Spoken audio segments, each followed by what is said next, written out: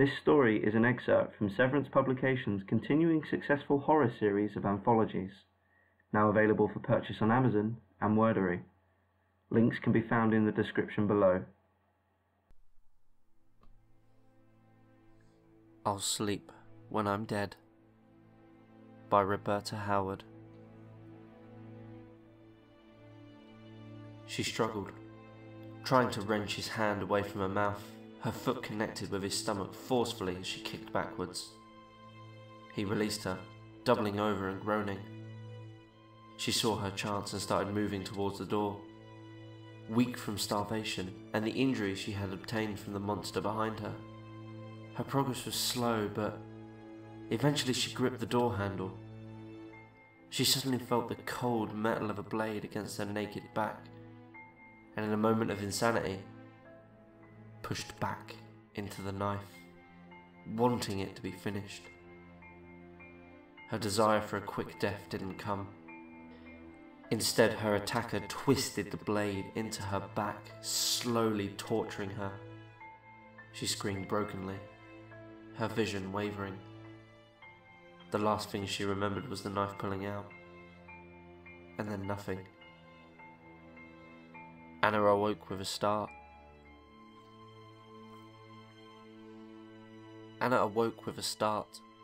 Her dreams had never been that vivid before. She could almost taste the blood in her mouth. Shuddering with barely concealed horror, she sat up, looking at her clock. 1:09 a.m. Her parents should be home soon. Pushing the blanket away, she swung her legs around to sit at the edge of her bed. She considered her dream, wondering why her brain was so messed up. It was like the events were happening to her, and wasn't that a little bit terrifying? She didn't dwell on it too much. They were only her dreams after all. Due to a splitting headache, Anna didn't attend any of her lectures over the next few days. She never noticed the absence of her parents. It was a common occurrence now anyway. Lying down in her bed, she closed her eyes and swallowed down some heavy-duty painkillers. A moment later, she was falling down into a deep sleep. Running down the narrow corridor, she knew it was too late. Her lungs were burning and her legs felt like lead. But she couldn't stop. If she stopped, it was over. As she reached the end of the corridor, she saw a door. Frantically, she shoved into the door. It opened easily under her weight and she sprawled forwards, catching herself before she crashed onto the floor. She stood up, looking around the room. It was large enough that she couldn't see the other side of the room with no windows or other doors. It was dimly lit, with only one lamp in the corner, giving an eerie golden glow around the room. The air was tainted with the unmistakable scent of blood, and the walls seemed shiny, reflecting the light of the lamp. It only took her a second to identify the source of the smell. The walls were slick with blood. She advanced into the room, concluding she'd rather be covered in this mystery blood than her own. She collapsed into the corner, opposite the lamp, and concealed herself in the shadows. She could hear the distant footsteps of her attacker, but there was nowhere else to run. She closed her eyes and waited. When she woke, darkness had fallen. Anna checked the time on her alarm clock. 8:30. She'd been asleep for 6 hours. It was uncommon for her to sleep more than 4 hours at a time due to a combination of nightmares and the unsettling feeling that comes with inhabiting a large house alone. She thought back to her dream. This one was less graphic than the last, but it still left her feeling rattled. It was so vivid and extremely disturbing.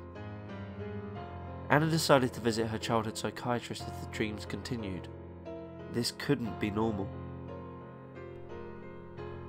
She heard movement downstairs, indicating her parents were finally home. Anna didn't recall seeing them all week. She briefly entertained the idea of talking to them about her recent dreams, but decided against it. There's no need to bother them. Over the next few weeks, Anna's dreams were becoming more frequent and more graphic. She often woke up sweating, swallowing the phantom taste of blood. It was interfering with her life. She fell asleep in classes. She was never invited out anymore, probably due to her paranoia, although she never found out the reason. She hardly ever ate anymore. She was becoming sicker and more distant every day. Her real life felt less substantial than her dreams, and that worried her. Anna fell onto her bed, exhausted. She kicked off her shoes and pulled the duvet over her head, fully clothed. Darkness engulfed her, and she was asleep almost instantly. Her attacker advanced towards her, bending down to look her in the eye. "Look who's awake," he sneered, jerking her chin up with his blood-stained hands, forcing her to look in his pale, grey eyes. He smirked at her, stroking down her neck with one jagged nail. She flinched, squeezing her eyes shut. "I've been waiting for you to return. I thought I'd finally killed you, but you sure are resilient. But don't worry, I like that," she whimpered, pulling her head out of his grasp. She realised with a start that she was tied to a rusty hook suspended from the ceiling. Her legs were bound and she had a gag in her mouth, making breathing difficult. It didn't take long for the blackness to creep into her vision. It felt like suffocation, and she hoped that this would be it, that she would die this time. As Anna returned to consciousness, her groggy mind didn't immediately register anything was wrong. She tried to lift her arms to stretch them. They were feeling stiff and oddly heavy. When nothing moved, she started waking up properly, eyes adjusting. She took in her surroundings. Her hands were chained to a chain, similar to the one in her dream, if not exactly the same. Her head was pounding like someone had stuck a knife into her brain. She tentatively lifted her head and screamed.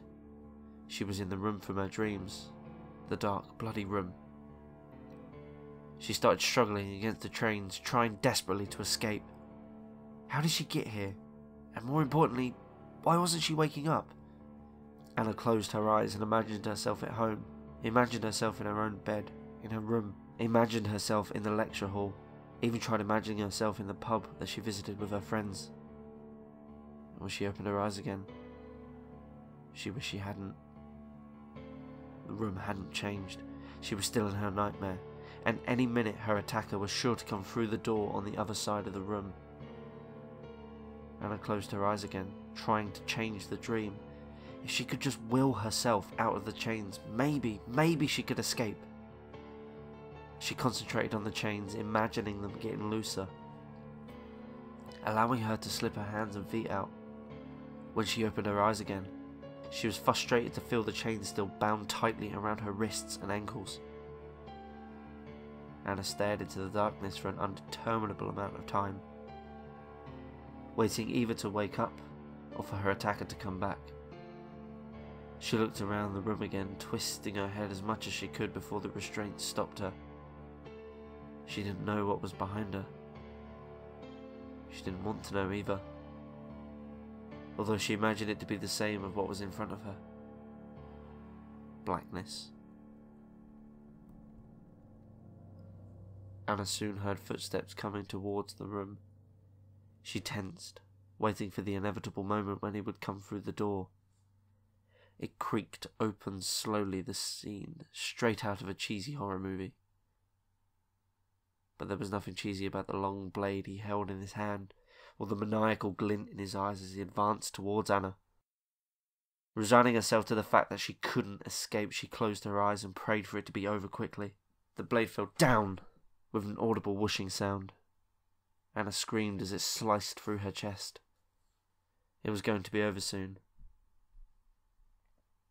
Desperately, she tried to imagine her bedroom, wishing with everything that she could wake up. Delirious with pain, a single thought registered. What if she was already awake? The world went dark, and And this time, she didn't wake up.